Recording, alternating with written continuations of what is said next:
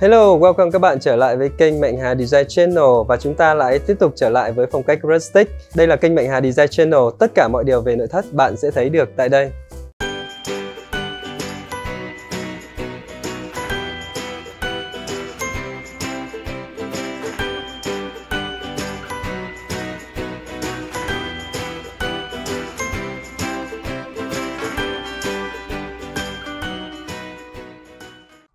Như ở phần 1, Hà đã chia sẻ với các bạn về nguồn gốc của phong cách Rustic cũng như là những nét đặc trưng của phong cách Rustic cổ điển là gì rồi.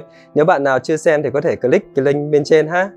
Và bây giờ chúng ta sẽ tiếp theo với phần 2, đó là nội dung về phong cách Rustic hiện đại và cũng như là cách áp dụng phong cách Rustic vào ngay trong cuộc sống của chúng ta tại Việt Nam này. Điểm qua một chút, những nét đặc trưng của phong cách Rustic cổ điển dường như cho chúng ta một cái cảm giác gì đó rất là sao mà gỗ thì thô mộc quá hay là đá thì lại cứng cáp quá. Vậy thì nó có làm cho không gian của chúng ta trở nên cũ kỹ quá hay không? Phong cách cổ điển thì chúng ta có phong cách tân cổ điển. Rustic cổ điển thì chúng ta sẽ có Rustic hiện đại. Và bây giờ chúng ta sẽ cùng đi vào chi tiết xem Rustic hiện đại là gì nhá. Đầu tiên về mặt chất liệu thì Rustic hiện đại vẫn chú trọng tới nét mộc mạc và gần gũi với thiên nhiên giống như Rustic cổ điển mà thôi. Các vật liệu sử dụng vẫn là gỗ và đá. Tuy nhiên khi làm nên phong cách hiện đại của Rustic thì chúng ta sẽ làm cho nó trở nên ví dụ như bề mặt sẽ là phẳng mịn, rồi các đường nét sẽ trở nên sắc sảo hơn. Và có một cái lưu ý nữa, ví dụ như là những khối đá thô, cứng, to trong phong cách Rustic cổ điển thì có thể được biến tấu thành những như là dạng gạch thẻ ốp tường. Tuy nhiên vẫn giữ lại cái màu sắc chất của nó là màu sắc cũ một chút nha các bạn. Về đồ nội thất thì chúng ta có thể một cách linh hoạt áp dụng những kiểu dáng nội thất của phong cách Mid-Century vào trong Rustic hiện đại này. Và chúng ta có thể kết hợp những cái món đồ bằng gỗ tự nhiên kết hợp với những loại gỗ công nghiệp mang màu sắc là trầm, gỗ ấm một cách linh hoạt với đường nét thiết kế là vuông thành sắc cạnh. Nó sẽ làm cho cảm giác nó vẫn là mộc mạc bình dị nhưng mà không quá là cứng cáp, không quá là lỗi thời hay là không quá là lạc hậu giống như là phong cách Rustic cổ điển. Một chi tiết nữa đó là hệ thống xà dầm đỡ mái thông thường sẽ được lược bỏ đi trong phong cách Rustic hiện đại.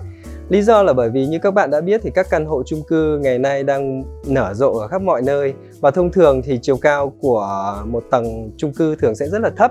Chính vì thế nếu mà có thêm cái hệ thống xà đỡ mái này sẽ làm cho cái trần nó trở nên là chật chội, nhỏ, thấp, hẹp hơn. Vì vậy nên là chi tiết này sẽ được lược bỏ bớt đi bởi vì nó cũng không thực sự là quá quan trọng trong cái đời sống hiện đại ngày nay. Đó là những nét cải biến trong phong cách Rustic hiện đại. Vậy thì chúng ta quan trọng nhất, cái sự cải cách nó phải dựa trên một cái nền tảng cốt yếu mà chúng ta không thể thay đổi được từ Rustic cổ điển cho đến Rustic hiện đại. Đó là những cái giá trị chính sau đây. Thứ nhất là những cái nét mộc mạc gần gũi với thiên nhiên của phong cách Rustic cổ điển phải được kế thừa hoàn toàn thông qua những chất liệu như là gỗ, như là đá.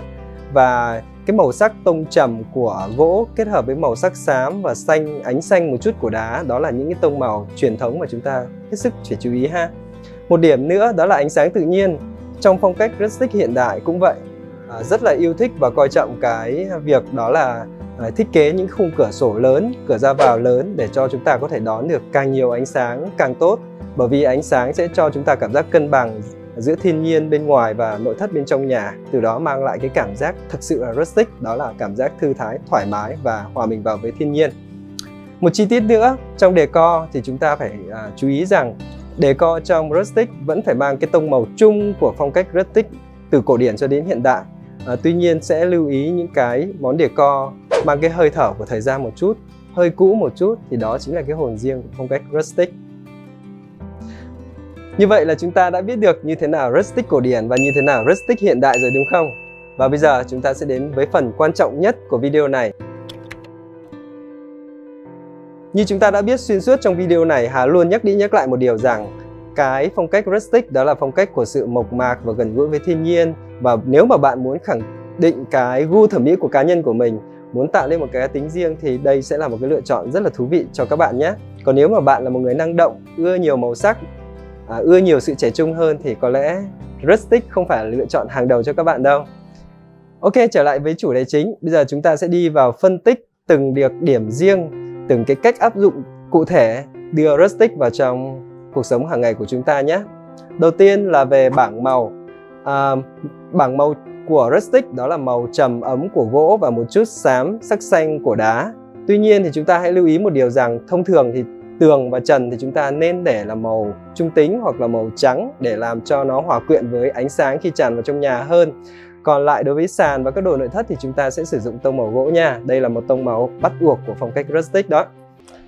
Nếu mà bạn thích những cái điểm nhấn nhá của màu sắc thì có thể là áp dụng những tông màu của xanh đậm hoặc là đỏ đậm ở một vài vị trí trong ngôi nhà của mình. Còn ngoài ra bạn có thể linh hoạt một cái gợi ý sau đây, đó là cái bức tường lớn ở phía sau sofa hay là bức tường sau kệ TV hoặc là bức tường sau ngay cái giường ngủ, phòng ngủ của bạn á, phòng ngủ master chẳng hạn, thì có thể sử dụng gạch thẻ với cái màu sắc giả cổ thì sẽ là một cái điểm nhấn cũng rất là rustic đó các bạn. Tiếp theo là chất liệu của phong cách rustic khi áp dụng vào trong đời sống của chúng ta, đó là hãy lưu ý về chất liệu gỗ. Gỗ ở tại Việt Nam thì chúng ta sẽ có những loại gỗ tự nhiên như là sồi, tràm hay là cao su. Khi kết hợp linh hoạt với gỗ công nghiệp màu sắc trầm á, thì chúng ta sẽ có một cái bản phối vẫn giữ lại cái nét mộc mạc của phong cách rustic cổ điển mà vẫn có cái gì đó trẻ trung theo kiểu hiện đại. Có một cái lưu ý là khi các bạn áp dụng gỗ vào trong nội thất thì hãy tránh những cái bề mặt phẳng mịn, những cái bề mặt sơn láng bóng, nó sẽ làm mất đi cái hồn của rustic nha các bạn. Ngoài ra những cái chất liệu khác mang hơi thở của hiện đại, ví dụ như là kim loại sắt hay là inox hay là kính, nếu mà vận dụng một cách linh hoạt thì vẫn mang lại cái vẻ trẻ trung mà lại vẫn có thể giữ được cái hồn rustic. Nhìn chung thì các món đồ nội thất thì sẽ được sử dụng cái chất liệu vừa đã nêu ở trên, và có thêm một vài gợi ý cho các bạn nữa, ví dụ như là ghế sofa dạng da màu nâu chẳng hạn như hình ở đây, hoặc là những cái chiếc ghế, những cái kệ mà mang hơi thở DIY, có nghĩa là tự làm á, nó hơi thô ráp một tí nhưng mà thực sự đó lại là cái hồn của rustic. Tiếp theo chúng ta đến với ánh sáng khi áp dụng vào trong nội thất như thế nào. Ánh sáng cũng như Hà đã trình bày như ở phần trên, thông thường thì chúng ta sẽ lưu ý cái phần cửa ra vào hoặc là cửa đi với một cái khung kính lớn để làm sao cho chúng ta có được nhiều ánh sáng tự nhiên nhất có thể vào trong ngôi nhà của mình. Bởi vì ánh sáng đó là một cái cầu nối giữa thiên nhiên bên ngoài và cái nội thất bên trong nhà của mình đó. Cái thứ hai nữa là đèn.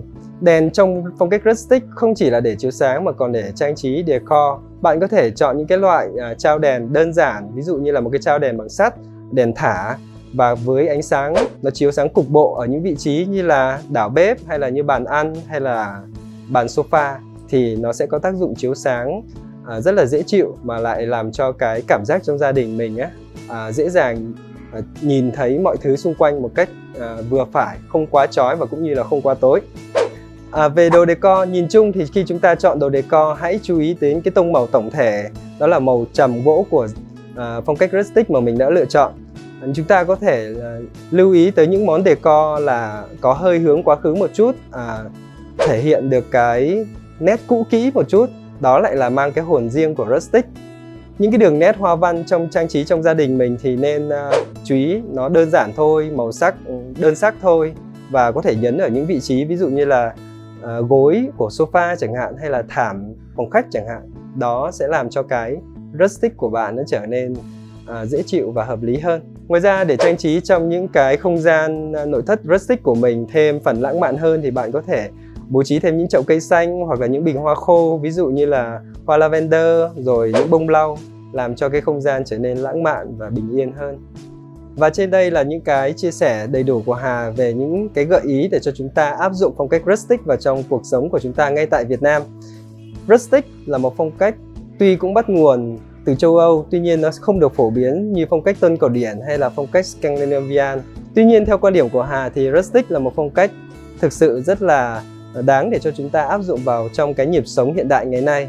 Bởi vì ngoài kia hàng ngày chúng ta đang phải guồng chạy với cái nhịp sống hối hả tất bật, thì trở về với ngôi nhà của mình, phong cách rustic sẽ giúp cho chúng ta cảm giác thư thái, bình tĩnh hơn, sống chậm hơn, để từ đó cảm nhận được những giá trị nào là sâu sắc nhất, quan trọng nhất đối với chúng ta trong cuộc sống này. Cảm ơn các bạn đã theo dõi hết video này, và nếu mà bạn còn bất kỳ một thắc mắc nào xung quanh cái chủ đề phong cách rustic, cũng như là bạn muốn Mạnh Hà chia sẻ về các phong cách nội thất khác thì hãy comment ngay xuống bên dưới và chúng ta sẽ sẵn sàng cùng tìm hiểu trong những tập tiếp theo nhé. Nếu bạn thích video này thì hãy nhấn like, đồng thời share cho bạn bè cùng xem. Và nếu bạn chưa nhấn subscribe thì hãy nhấn ngay vào phím đăng ký đó, đồng thời nhấn phím chuông bên cạnh để cho chúng ta tiếp tục đồng hành với nhau trong những tập tiếp theo nhé. Tất cả mọi điều nội thất bạn sẽ có được tại đây mà. Giờ thì xin chào và hẹn gặp lại.